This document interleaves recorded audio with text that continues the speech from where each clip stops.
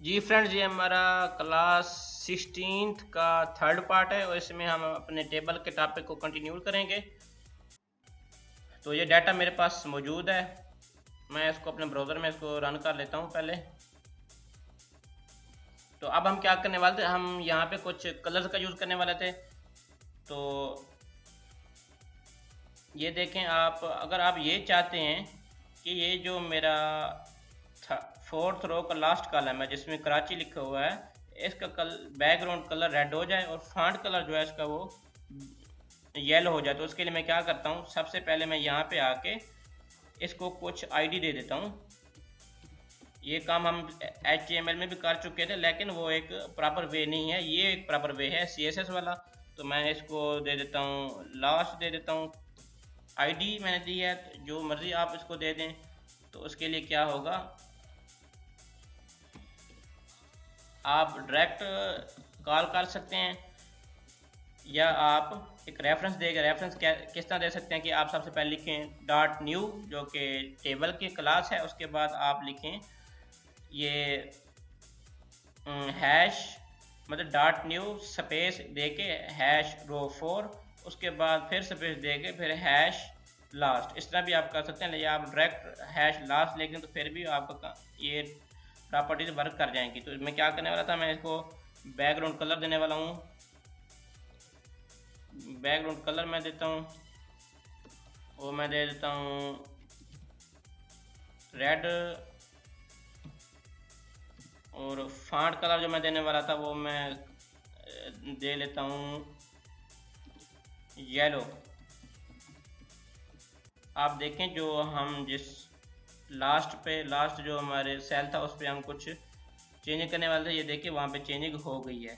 तो ये है, इस तरह आप किसी का भी मर्जी अपना जो आप सेल का कलर या फॉन्ट साइज या जो भी आप चेंज करना चाहते हैं वो उसी को आप आईडी या क्लास दे दें उसी सेल को, तो आप वहाँ पे अपनी मर्जी से चेंजिंग कर लें। तो एक मैं और आपको बात बताता हूँ, मैं यहाँ पे इसको रिमूव कर देता हूँ।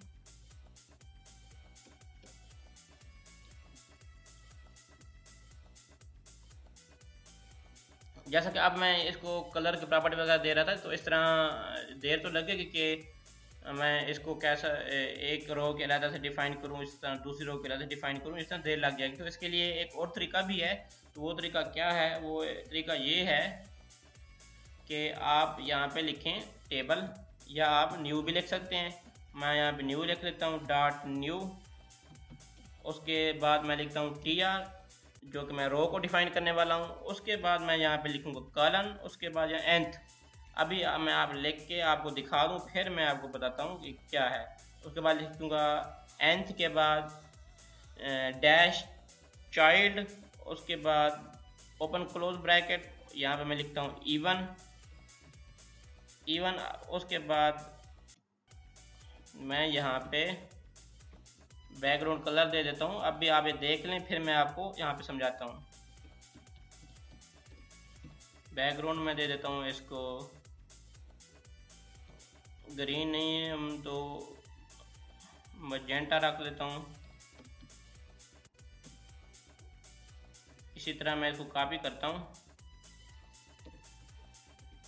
यहाँ पे पेस्ट करके मैं यहाँ पे इवन लिखा था, मैंने यहाँ पे आर्ट लिख दिया है, और यहाँ पे मैं लिख लेता हूँ पिंक। सेव करता हूँ। अब आप देखें हमारे यहाँ पे क्या चेंजेस आती हैं, ये देखें। अक्सर को तो समझ आ भी गई होगी कि मैंने क्या किया है, लेकिन फिर भी मैं आपको बता दूँ कि मैंने यहाँ पे ये किया है।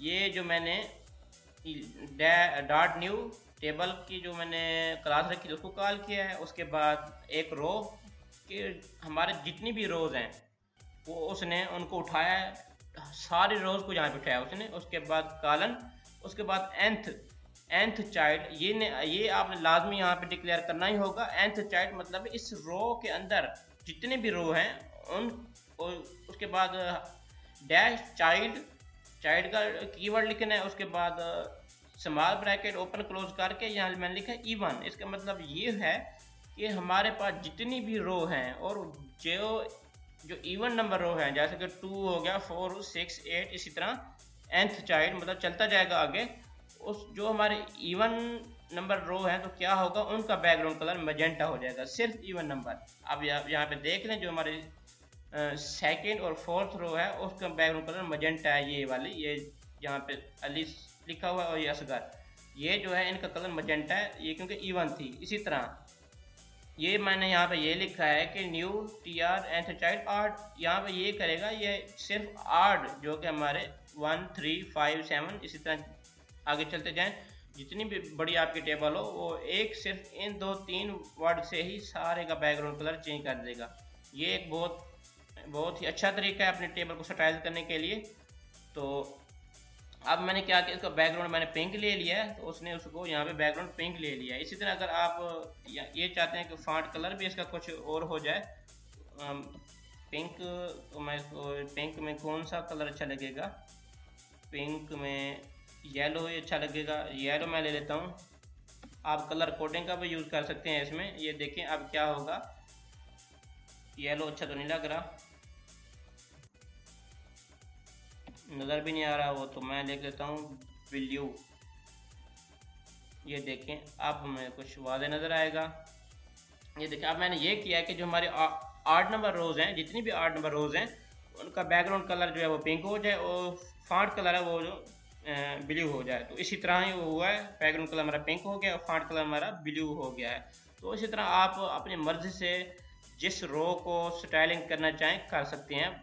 इनको मार्जिन पैडिंग वगैरह दे देते कि हमने शायद पैडिंग का यूज़ नहीं किया, तो मैं यहाँ पे पैडिंग का भी आपको बता दूँ। ये TD है, हम कॉलम में पैडिंग करना चाहते हैं तो पैडिंग आप रख लेंगे कितनी हो, यहाँ पे 10 पिक्सल की हो। क्या होगा, अब इनका साइज़ इंक्रीज़ हो जाएगा। ये देखें मैंने जो पैडिंग दी है वो मैंने सिर्फ TD को दिया है, मतलब हेडर को नहीं दी, सिर्फ कॉलम को दिया है। हालांकि ये भी कॉलम है, मैंने हेडर को नहीं दी। इन जो ये हमारा फर्स्ट हेडर है, फर्स्ट रो में सारा हेडर है, और जो सेकंड थर्ड और फोर्थ रो है ये हमारे TD हैं, तो इनको मैंने पैडिंग दी है। इसी तरह आप उनको भी पैडिंग दे सकते हैं जो कि हमारे TD में TH में है। तो इसके लिए आपको क्या करना होगा, जहाँ पे भी आपने TH का कुछ लिखा हुआ है, तो मैंने यहाँ पे TH नहीं किया हुआ, मैं यहीं पे रख लेता हूँ TH। आप इसको क्लास या ID दे के भी कर सकते हैं ये काम। मैं इस पैडिंग कर देता हूँ इसकी वही, ये देखें अब इसका भी जो पैडिंग है वो भी 10 पिक्सल हो जाएगा, वो देख लें आप। इसी तरह आप अगर टेबल को सेंटर में करना चाहें तो उसके लिए आप HTML में ही कर सकते हैं, या ये हम अगर पोजीशनिंग के बारे में जब आएंगे, पोजीशनिंग के बारे में पढ़ेंगे, तो वहाँ पे हम ये काम करेंगे कि हम इसको सेंटर में कैसे कर सकते हैं। तो उम्मीद है फ्रेंड ये क्लास आपको समझ आ गई होगी। तो ये स्टाइलिंग टेबल का टॉपिक हमारा कंप्लीट हो गया। तो हम मिलते हैं अगली क्लास में कुछ नए टॉपिक के साथ। तो अभी के लिए अल्लाह हाफिज़।